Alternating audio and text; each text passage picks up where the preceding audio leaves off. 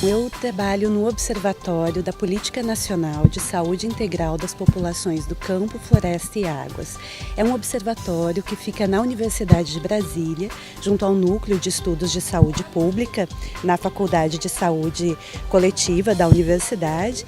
E nós somos um observatório que agrega acadêmicos, da UNB e de outras várias universidades do país, gestores públicos, então, principalmente o pessoal do Ministério da Saúde, e também movimentos sociais que estão ligados à questão do campo, da floresta e das águas. A gente então está organizando quarto seminário de observatórios, que tem como tema Território e Políticas Públicas.